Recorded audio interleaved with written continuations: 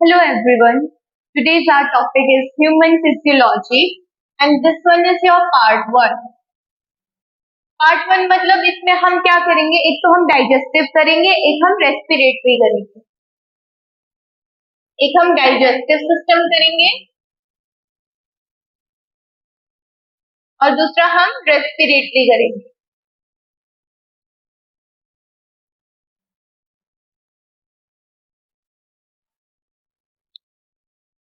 तो पहले हमारा डाइजेस्टिव सिस्टम आता है, मतलब जो भी हम खा रहे हैं वो हमारे पेट के अंदर कैसे पच रहा है, उस सब प्रोसेस को हम क्या बोलते हैं, डाइजेशन।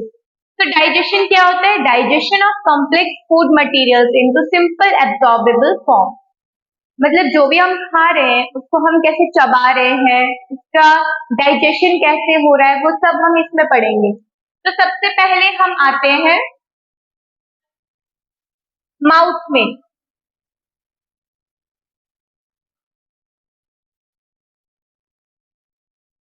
ओके, इसमें हमारे पास क्या है, सबसे पहले हमारे पास माउथ में क्या होता है, एक एलिमेंट्री कैनाल होता है जहां से हमारे पास खाना अंदर जाता है। उसके बाद उसमें क्या होता है, सबसे पहले माउथ से स्टार्ट होता है और एंड किस पे होता है, एनस पे। मतलब मुंह से शुरू होकर जहां पे हम अपने वेस्ट फूड मटेरियल्स को जिस जगह से निकालते हैं उधर वो एंड होता है। उसके बाद आता है तुम्हारा डाइजेस्टिव एक्सेसरी ग्लैंड, जो हमारे होते हैं, एक तो सलाइवरी ग्लैंड्स होते हैं, एक होता है हमारा लीवर और एक होता है पैंक्रियास। ग्लैंड्स का मतलब, ग्लैंड्स वो होते हैं जहां से कोई चीज सिक्रेट हो रही होती है। अब जैसे सलाइवरी ग्लैंड से हमारे पास क्या सिक्रेट हो रहा है, सलाइवा। जो हमारे जो फूड है ना उसको, उसके पहले, सबसे पहले डाइजेशन जो हो रही है वो हो रही है कार्बोहाइड्रेट की। तो कार्बोहाइड्रेट के डाइजेशन को कंप्लीट करने के लिए हमारे पास सलाइवा जो है हेल्प करता है। तो हमारे पास एलिमेंट्री कैनाल में अगर हम आते हैं, ये यहाँ से हमारा एक एलिमेंट्री कैनाल शुरू होता है।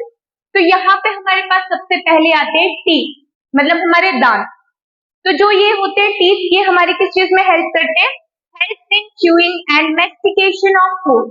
मैस्टिकेशन का मतलब होता है पहले चबाया, चबा के उसको सलाइवा के बीच में उसको एक बॉल बना दिया, मतलब उसको एक बाइंड करना, मतलब पहले उसको छोटा छोटा तोड़ना और फिर उसको बाइंड अप कर देना, उसका मतलब होता है मैस्टिकेशन।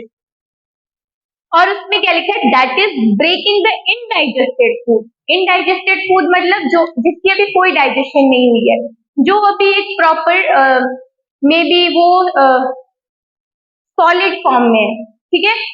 तो वो सॉलिड फॉर्म में अभी वो छोटे छोटे ब्रेक डाउन नहीं हुए, तो वो होते हैं वो आपके इनडाइजेस्टेड फूड, जिसको हम स्मॉलर पीसेस में तोड़ते हैं, ठीक है। अब ये क्यों हम ऐसा करते हैं, क्योंकि it increases surface area so that enzymes can act on it and digestion become easy। मतलब हमारे मुंह में भी क्या है, एंजाइम्स। जहां पे भी डाइजेशन शुरू होती है, डाइजेशन का प्रोसेस शुरू होता है, वहां पे क्या होती है हमारे पास, एंजाइम्स होते हैं, ठीक है। उसके बाद हमारे ये जो मुंह है, मुंह के अंदर जो भी एक जैसे हमारी बकल कैविटी, मतलब यहाँ से अंदर वाली साइड देखेंगे तो ये होती है हमारी बकल कैविटी। हमारे पास एक टंग होती है।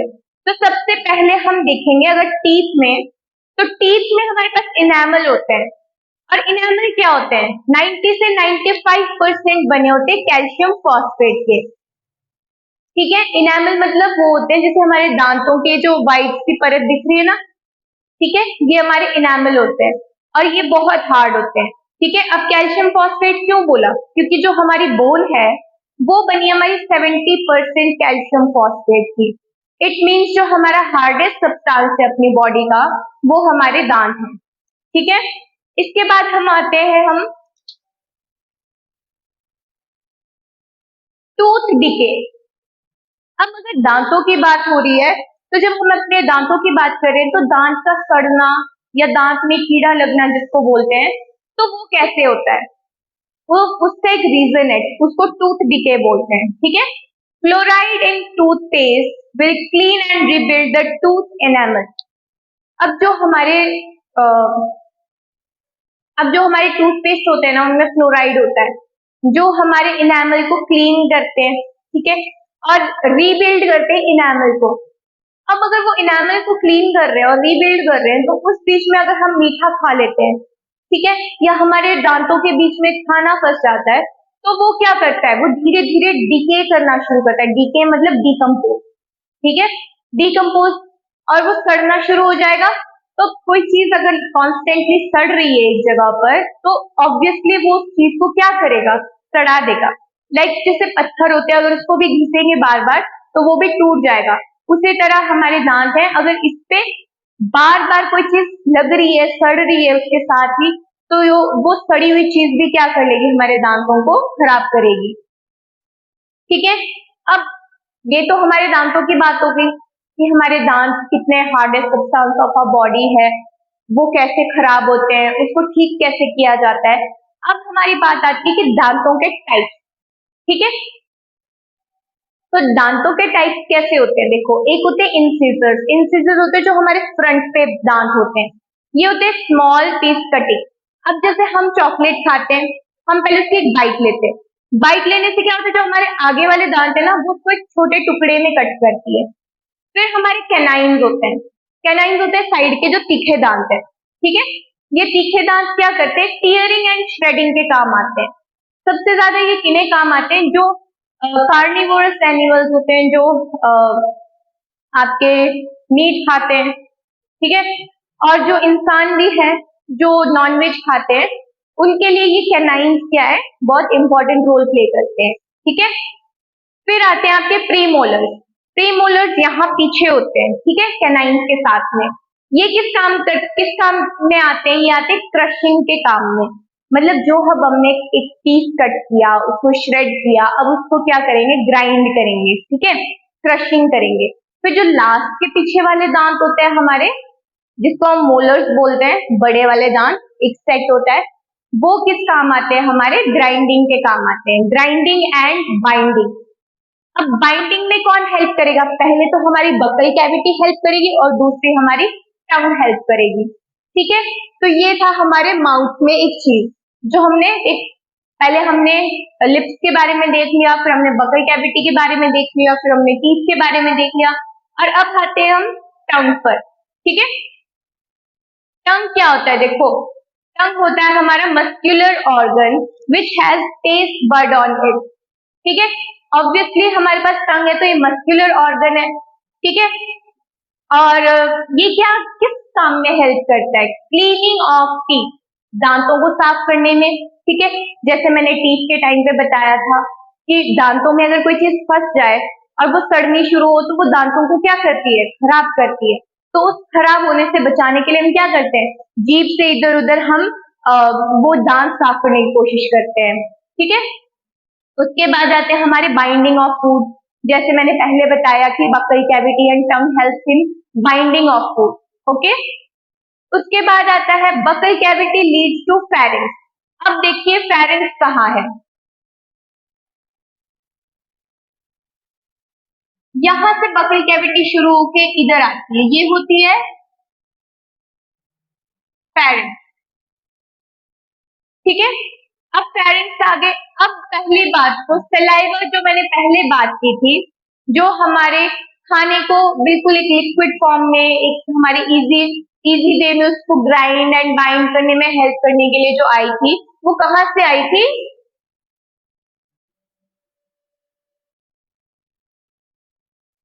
वो आई थी हमारी सलेवरी ग्लैंड से। ठीक है,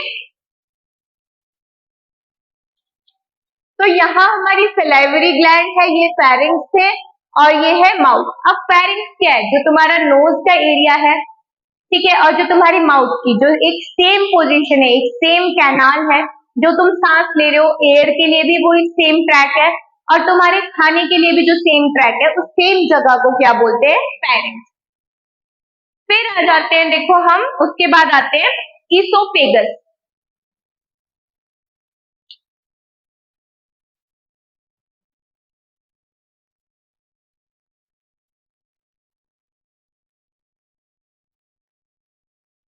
फिर हम आ जाते हैं ईसोफेगस पे। ठीक है, ईसोफेगस को हम गलेट पे बोलते हैं।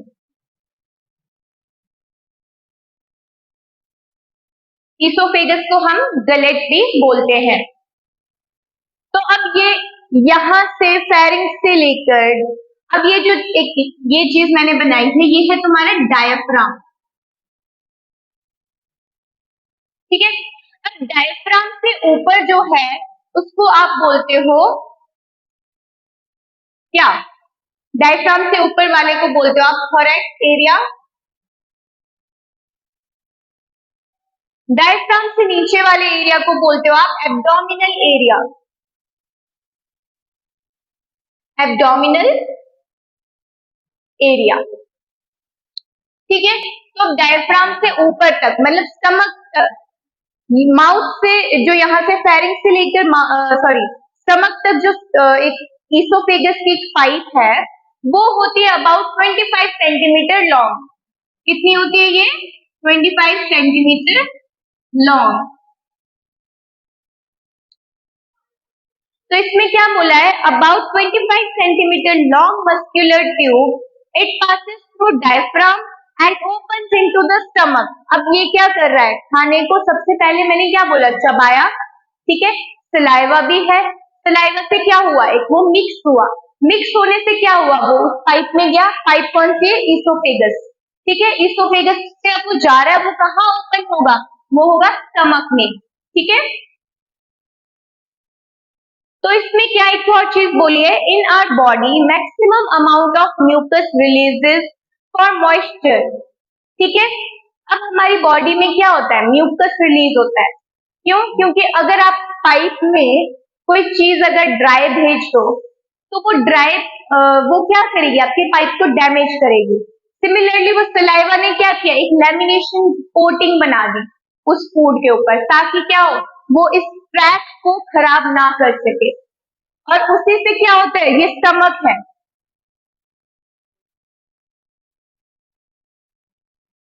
अब जैसे ही खाना यहाँ पे आएगा ना तो म्यूकस रिलीज होगा। सबसे पहले पेट में क्या होगा? म्यूकस रिलीज होगा खाने के आते ही, जो क्या करेगा? एक प्रोटेक्टिव लेयर बनाएगा। क्यों? क्योंकि एक तो यहाँ पे म्यूकस रिलीज होगा, दूसरा क्या रिलीज होगा? HCl। तो HCl क्या होता है? आपका हाइड्रोक्लोरिक एसिड, ठीक है। हाइड्रोक्लोरिक एसिड क्या करेगा? आपके खाने को डाइजेस्ट करने में हेल्प करेगा, और ड्यू टू वो एसिड है तो वो हमारे इंटरनल ऑर्गन्स को डैमेज ना करे, उसके लिए क्या स्टमक रिलीज करता है? म्यूकस। और अब जो खाना आता है गोले के फॉर्म में, ठीक है, उसको क्या बोलते हैं? उसको बोलते हैं बोलस। जैसे मान लो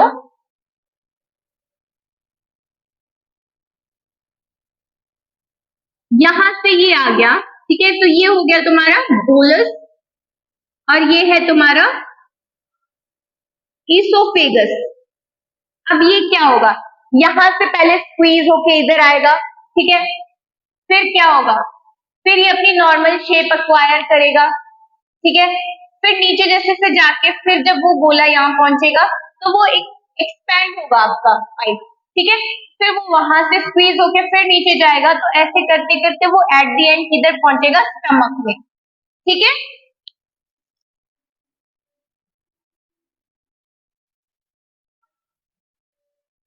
तो ये था इसोफेगस तक। और इसमें क्या होती है? रिदमिक कॉन्ट्रैक्शन एंड रिलैक्सेशन, ठीक है। ये पहले उसको स्क्वीज करेगा, फिर रिलीज करेगा, फिर स्क्वीज करेगा, फिर रिलीज करेगा, ताकि वो यहाँ नीचे स्टमक तक पहुंच जाए। अब आते हैं हम फाइनली स्टमक पे, ठीक है। अब एक ओवरव्यू मैंने बता दिया कि जैसे ही वो बोलस नीचे पहुंचेगा खाने का तो स्टमक सबसे पहले रिलीज करेगा म्यूकस और HCl, ठीक है। अब स्टमक किस तरह है? Stomach is your J shaped organ.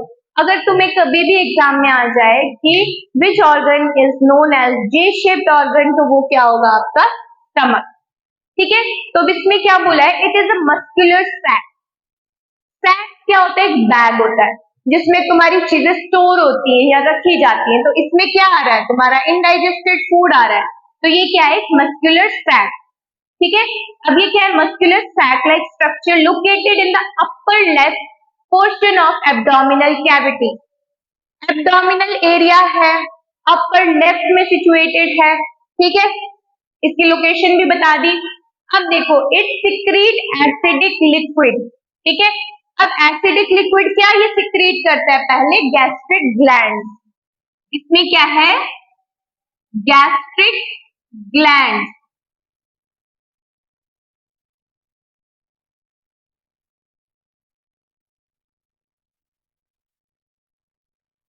Gastric gland है। अब गैस्ट्रिक ग्लैंड कितने टाइप के आपके, 3 टाइप के। पहले है म्यूकस नेक्स्ट सेल, पहला है आपका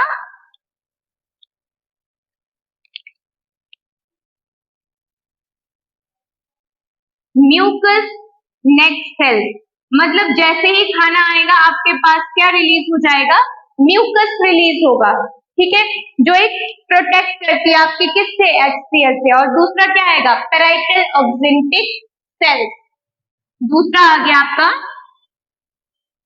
पेराइटल ऑक्सिंटिक सेल, ठीक है।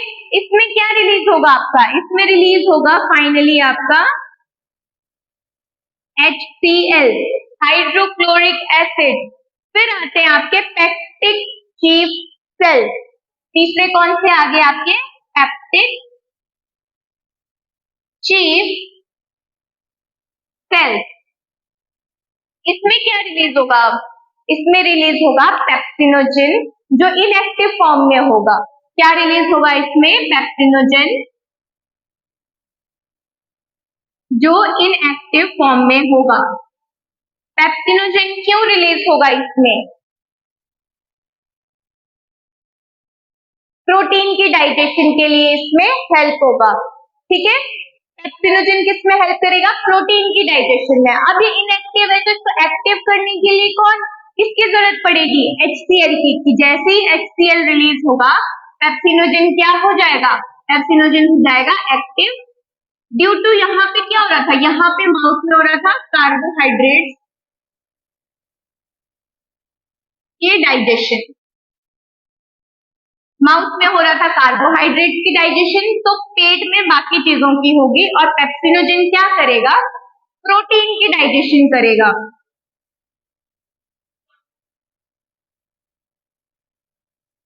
और एक बात, जो भी ये एंजाइम्स होते हैं जो प्रोटीन की डाइजेशन में हेल्प करते हैं, ये पहले इनएक्टिव फॉर्म में होते हैं।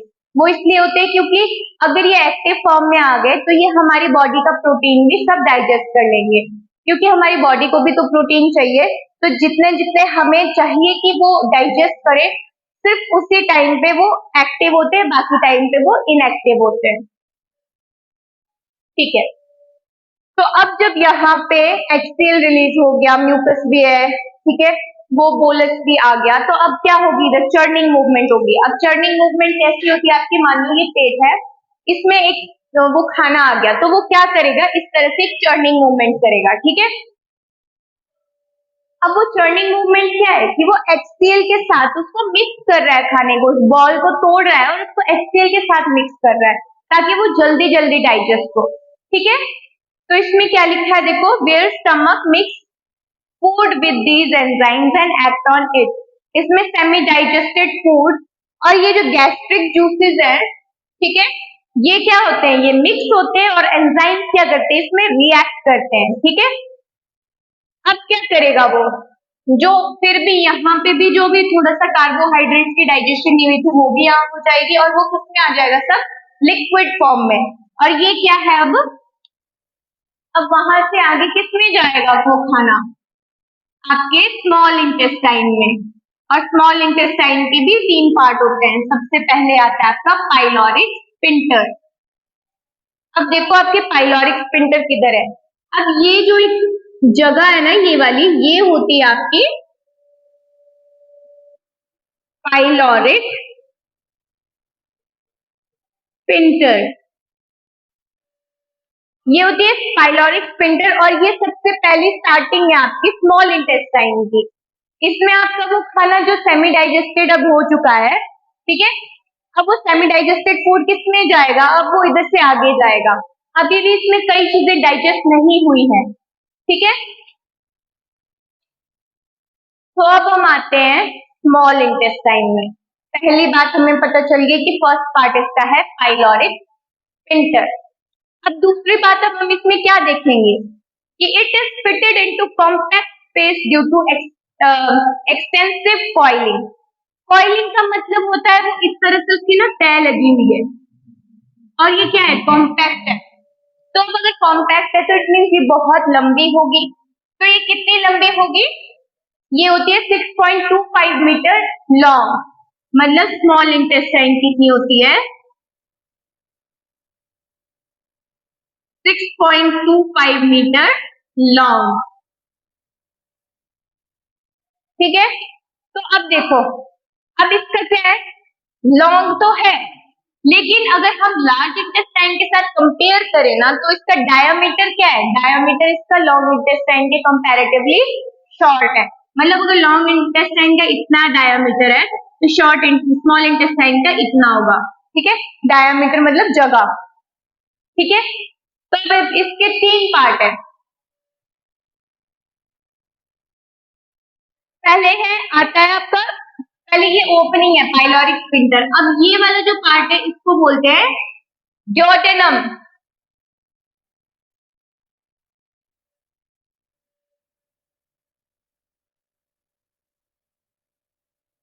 इसको बोलते हैं हम ड्यूटेनम।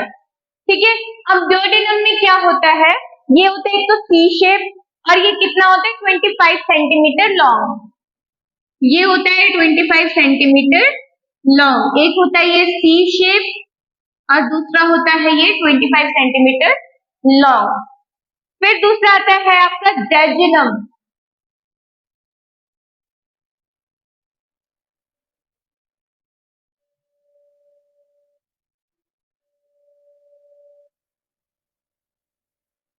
यहाँ पे जो इनकी ओपनिंग होती है ना, यहाँ से, अब ये यहाँ से नीचे गया और बैक साइड से इधर आया, तो ये जो ओपनिंग है ये होती है सेकंड और थर्ड पार्ट तुम्हारी। अब ये कैसी होती है, ये पूरी होती है तुम्हारी कॉइल्ड, ये पूरी होती है कॉइल्ड और ये कितने सेंटीमीटर की होती है, 2.5 मीटर की होती है, ये सेंटीमीटर की नहीं होती, 2.5 मीटर की होती है और ये होती है कॉइल शेप की। ठीक है, फिर होती है इलियम।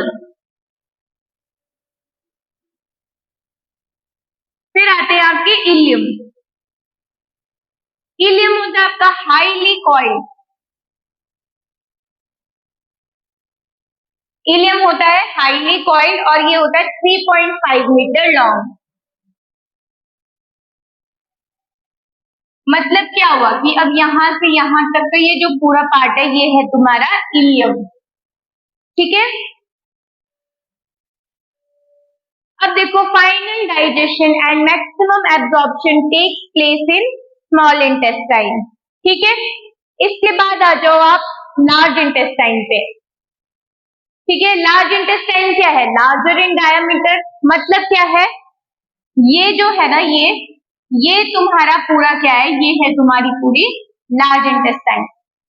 तो लार्ज इंटेस्टाइन क्या है तुम्हारा, 1.5 मीटर लॉन्ग होती है।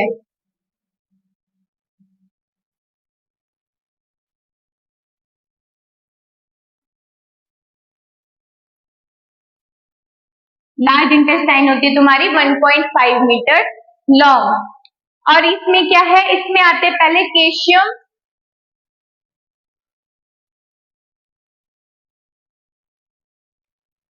अब यहाँ पे खत्म होगी ना तो ये वाला जो पार्ट है ये है तुम्हारा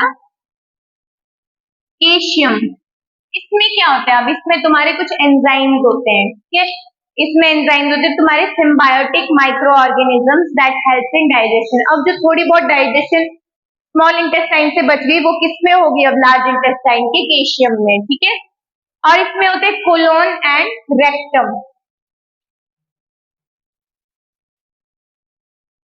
अब ये वाली जो तुम्हारा पार्ट है ना, ये है तुम्हारा कोलोन और ये किस पे लीड कर रही है, रेक्टम पे। तो ये है तुम्हारा रेक्टम और ये है तुम्हारा एनस, जिधर से फाइनली तुम्हारा डाइजेस्टेड फूड जो डाइजेशन हो चुकी है और तुम्हारा वेस्ट मटेरियल है वो आउट हो जाएगा तुम्हारी बॉडी से। ठीक है, और यहाँ पे होता है तुम्हारा अपेंडिक्स।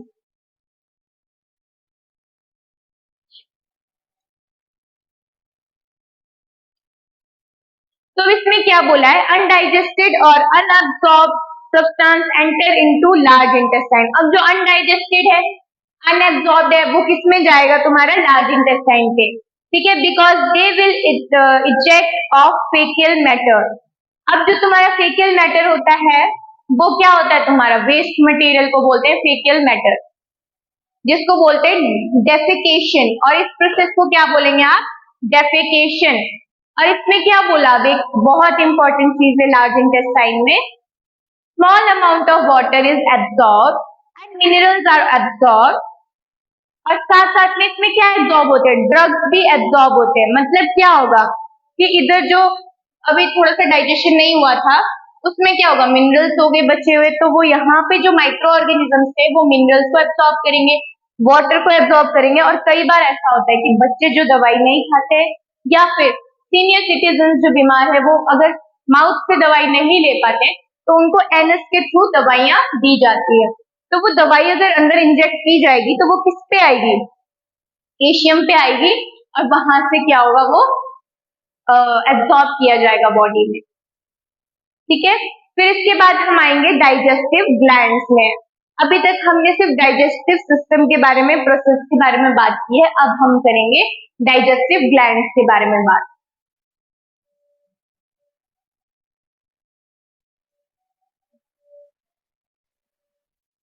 ओके, तो अब इस प्रोसेस के बाद हम आते हैं ग्लैंड्स पर। ग्लैंड्स का मतलब होता है कोई चीज सिक्रीट कर रही है बॉडी, ठीक है।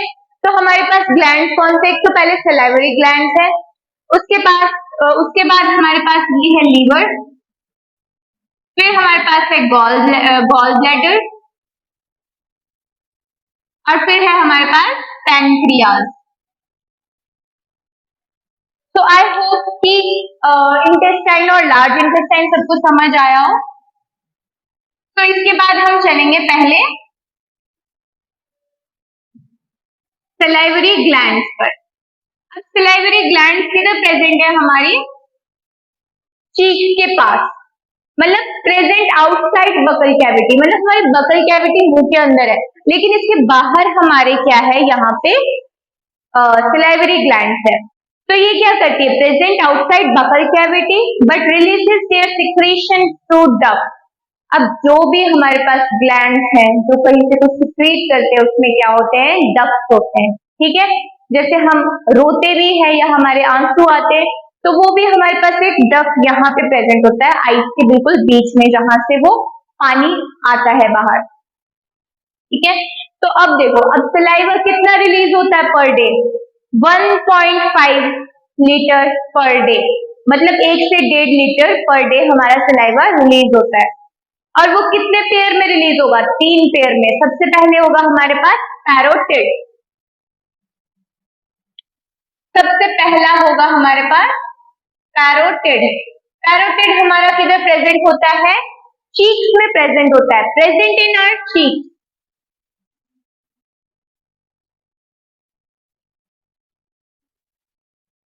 और दूसरा होता है हमारा मैंडिबुलर और सब मैक्सिलरी, मतलब सब मैक्सिलरी एंड सब मैंडिबुलर बोलते हैं, वो हमारे किधर प्रेजेंट होता है, लोअर जॉ में।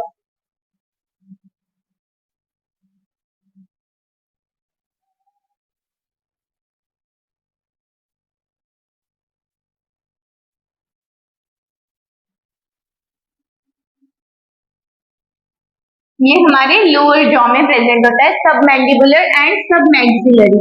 और उसके बाद हमारे पास आते हैं सबलिंगुअल। सबलिंगुअल हमारे होते हैं बिलो द टंग, मतलब हमारे पास क्या है, सलाइवा ग्लैंड में 3 जगह है हमारे पास जहां से ये सिक्रीट होता है सलाइवा। पहला हमारा पैरोटिड जो हमारे चीक्स पे है, फिर आते हैं आपके सब मैंडिबुलर, सब मैक्सिलरी जो हमारे लोअर जो पे प्रेजेंट है, और उसके बाद आते हैं हमारे सबलिंगुअल जो हमारे बिलो द टंग में प्रेजेंट है। अब सलाइवा के बारे में अगर हम बात करें तो सलाइवा में क्या क्या आ जाएगा, क्योंकि ऑब्वियसली वो कुछ रिलीज हो रहा है तो उसके अंदर भी तो कई सब चीजें आएंगी। तो उसमें क्या क्या चीजें आती हैं, उसमें आता है पहला सोडियम, फिर potassium, sodium, potassium bicarbonate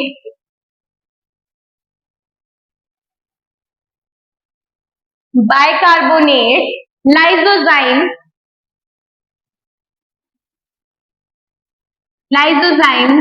antibodies and mucus, ये कुछ चीजें हमारे सलाइवा में प्रेजेंट होती है जो हमारे कार्बोहाइड्रेट्स के डाइजेशन में हेल्प करती है।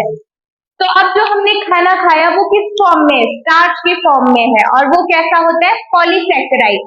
जो हम खाना खा रहे हैं, जो पहले हमारा इनटेक हुआ है खाने का, वो पहले किस फॉर्म में है? स्टार्च के फॉर्म में, और स्टार्च को क्या बोलते हैं? पॉलीसेकेराइड। और जब वो ब्रेक डाउन होगा तो वो किस में चेंज हो जाएगा? वो हो जाएगा माल्टोज में। मतलब स्टार्च ब्रेक डाउन होके किस में जाता है? माल्टोज के फॉर्म में जाता है, और माल्टोज क्या होता है? डाइसैकेराइड। ठीक है, तो ये था आपका सलाइवरी ग्लैंड। इसके बाद आते हैं हम लीवर पे। इसके बाद हम आते हैं लीवर पे। तो लीवर क्या है? लीवर है हमारा largest gland of body. It is situated on the right side of abdomen just below the diaphragm. Stomach कहाँ था? Left side of the abdomen below the diaphragm. और लीवर किधर है आपका? Right side of the abdomen just below the diaphragm. तो ये आपकी एक लोकेशन बता दी गई। ठीक है, अब लीवर में क्या है? लीवर अगर खराब हो जाए किसी का तो वो इतनी कैपेबिलिटी रखता है कि वो खुद रीजनरेट हो जाए। ठीक है, तो लीवर में क्या होता है? Which organ has the regeneration capacity? अगर ऐसा कोई क्वेश्चन आ जाए तो उसका आंसर होगा आपका लीवर, की लीवर के पास क्या है? Regeneration capacity. ठीक है, अब देखना, इसकी वजह से लीवर की वजह से किडनीज में हमारे कुछ ना हल्का सा फर्क आता है। मतलब क्या है? हमारे राइट वाली किडनी थोड़ी सी लो होती है, मतलब नीचे को दबी होती है, और लेफ्ट साइड वाली किडनी थोड़ी ऊपर होती है। वो इस वजह से क्योंकि ये हमारी लार्जेस्ट ग्लैंड है। मतलब ये right side of the abdomen, upper right side में क्या कर रहा है? ये ज्यादा जगह घेर रहा है, और ड्यू टू हमारी बॉडी में इतने सारे ऑर्गन्स है तो उसमें कॉम्पैक्टली सब कुछ पैक किया जाता है। ठीक है, तो इस वजह से क्या है? लीवर की वजह से वो किडनी थोड़ी सी नीचे हो जाती है। तो ये भी एक क्वेश्चन पूछा जा सकता है। फिर अब इसमें हमने लीवर में हमें पता लग गया। अब हम आते हैं गॉल ब्लैडर में। तो देखो, गॉल ब्लैडर क्या है? Bag of bile juice secreted by liver. ठीक है, लीवर क्या करता है? बाइल जूस सिक्रेट करता है, और वो किसमें जाता है? गॉल ब्लैडर में। ठीक है, अब बाइल जूस में क्या क्या चीजें होती हैं? जैसे हमने सलाइवा के बारे में पढ़ा, अब हम बाइल जूस के बारे में पढ़ेंगे कि बाइल जूस के अंदर क्या क्या होता है।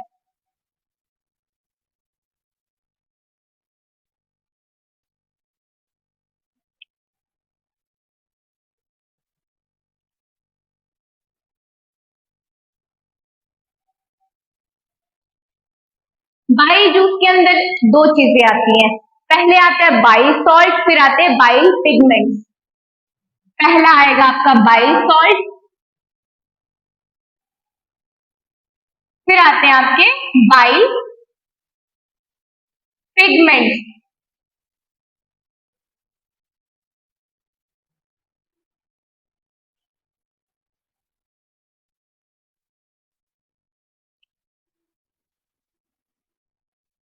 तो देखो, बाइल सॉल्ट में क्या होता है? बाइल सॉल्ट में होता है तुम्हारे पास सोडियम क्लोरोफोलेट।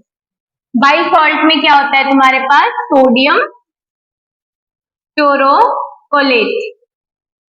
ठीक है, और होता है तुम्हारे पास सोडियम ग्लाइकोलेट।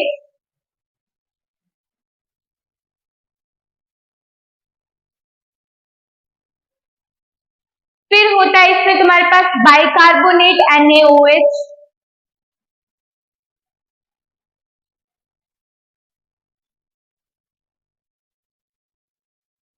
जो तुम्हारा किसमें चेंज होता है? फिर it न्यूट्रलाइजेज acidic kind.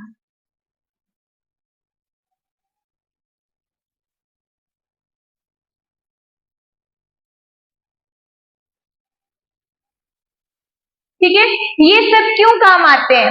Bicarbonate NaOH क्यों काम आएगा? ये क्या करता है? जो तुम्हारे पास एसिडिक काइंड होती है ना, एसिडिक जो चीज आ रही है, जो तुम्हारे स्टमक से आ रहा है, तुम्हारे पास कोई भी एसिडिक है खाने की वजह से, या फिर तुम्हारे जूस में, बाइल जूस में, उसको क्या करती है, ये न्यूट्रलाइज करती है, ठीक है।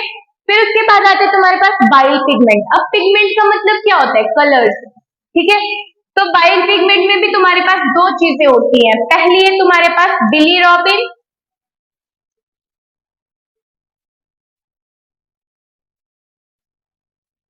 ठीक है। ये कैसे कलर की होती है, ये होती है तुम्हारे पास येलो कलर की। और उसके बाद होता है तुम्हारे पास बिलीवार्डिन।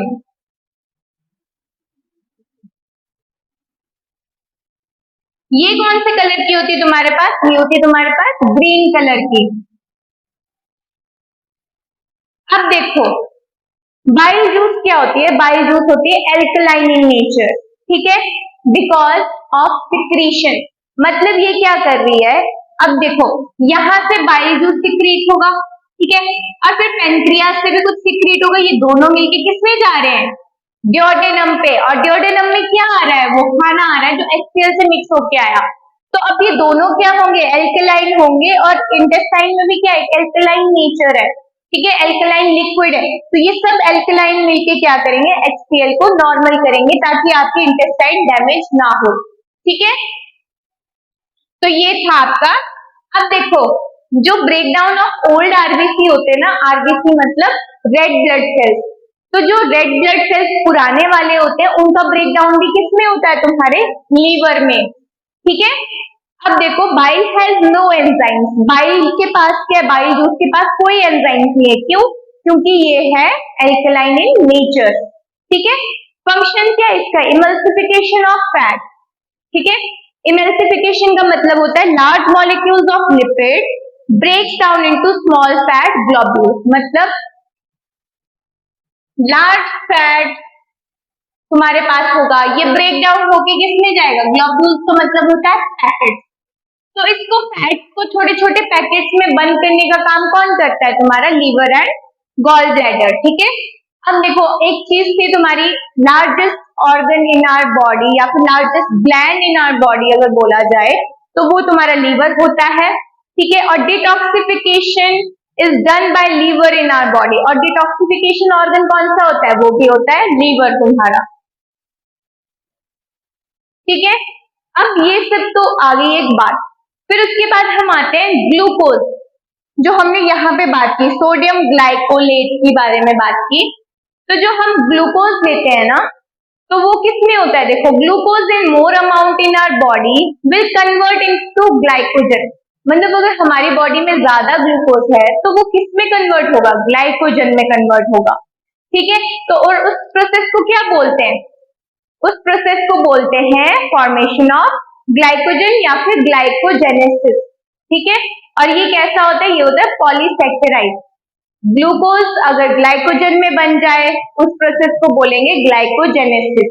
और वहीं अगर हमारे पास ग्लूकोज की कमी हो और हमारी बॉडी में ग्लाइकोजन ज्यादा हो तो ग्लाइकोजन फिर से किस में कन्वर्ट हो जाता है, ग्लूकोज में, और उस प्रोसेस को क्या बोलते हैं, ग्लाइकोजेनोलाइसिस, उसको बोलते हैं हम ग्लाइकोजेनोलाइसिस, ठीक है।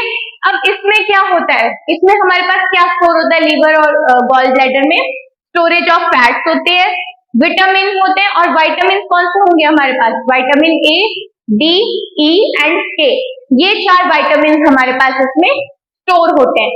तो अब तक हमने सलाइवरी ग्लैंड की बात कर ली, लीवर की बात कर ली, गॉल ब्लैडर की बात कर ली, तो हमारे पास लास्ट कौन बचता है, पैनक्रियास।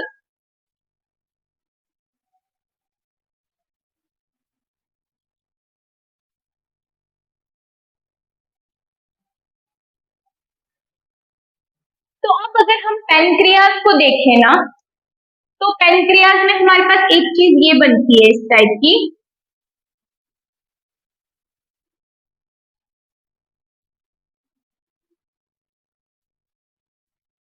ठीक है। ये चीज यहाँ से पैनक्रियास से आ रही है, ये आपकी लीवर और गॉल ब्लैडर से आ रही है, ठीक है। अब ये क्या है, ये वाला जो पॉइंट है ना, बीच का पॉइंट, ये है तुम्हारा कॉमन बाइल डक्ट,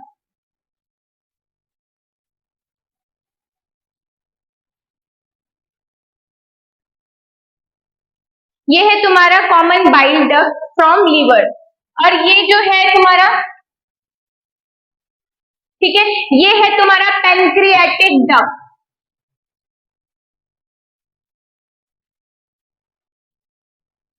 ये है तुम्हारा पैनक्रियाटिक डक्ट, ठीक है।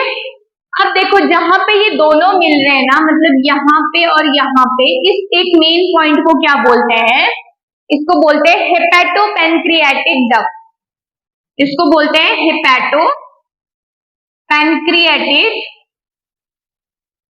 डक्ट, ठीक है। अब मेरी एक बात सुनना, इसमें इसमें क्या बोला है पैनक्रियास में, it is a soft lobulated pink gland, it is located posterior to stomach. अब पोस्टीरियर का मतलब होता है स्टमक के बैक साइड, ठीक है। पैनक्रियास रिलीजेस पैनक्रियाटिक जूस, जो कि कैसा होता है, एल्कलाइन होता है, और ये क्या रिलीज करता है, mucus and bicarbonate. Pancreatic juice क्या रिलीज करता है, mucus and pancreatic juice release करता है, sorry mucus and bicarbonate release करता है पैनक्रियाटिक जूस। फिर आ जाओ पैनक्रियाटिक डक्ट क्या कंटेन करता है, पहला करता है ये ट्रिप्सिनोजन, काइमोट्रिप्सिनोजन, फिर आते हैं प्रोकार्बोक्सी पेप्टिडेज।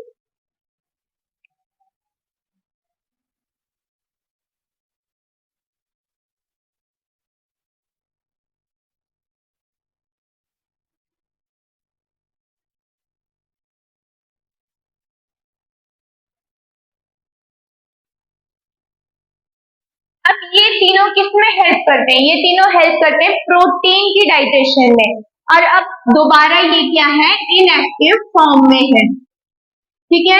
और जब ये एक्टिव फॉर्म में हो जाएंगे तो ये किसमें चेंज होंगे, फिर ये चेंज हो जाएंगे आपके ट्रिप्सिन में, काइमोट्रिप्सिन में, जैसे ये चेंज होगा आपका ट्रिप्सिन में, काइमोट्रिप्सिन में, और ये कार्बोक्सी पेप्टिडेज में,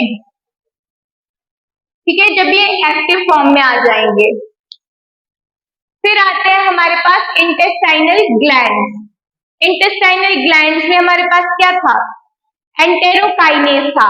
अब जो इंटेस्टाइनल ग्लैंड में एंटेरोकाइनेज होगा वो किसमें हेल्प करेगा, वो हेल्प करेगा इनको एक्टिव फॉर्म में लाने के लिए, ठीक है। जैसे हमारे पास स्टमक में था ना एक एंजाइम, उसको HCl जगा रहा था, ठीक है, वैसे इन तीनों को कौन जगाएगा, इन तीनों को जगाएगा एंटेरोकाइनेज जगाएगा। अब इसमें एक चीज क्या बोली, in stomach also pepsinogen is inactive and helps in protein digestion। Stomach में क्या था, पेप्सिनोजेन था, जो पेप्सिन में चेंज हुआ। इसमें क्या है, ट्रिप्सिनोजेन, जो ट्रिप्सिन में चेंज हुआ, किसकी वजह से, एंटेरोकाइनेज की वजह से, ठीक है, क्योंकि ये इनिशियली किसमें जाके मिल रहा है, इंटेस्टाइन में मिल रहा है। और जो पैनक्रियाटिक लाइपेज होता है इसमें, वो किसमें हेल्प करता है, वो हेल्प करता है फैट्स में, फैट्स की डाइजेशन में हेल्प करता है। फिर आता है इसमें पैनक्रियाटिक एमाइलेज, वो किसमें हेल्प करता है, कार्बोहाइड्रेट की डाइजेशन में।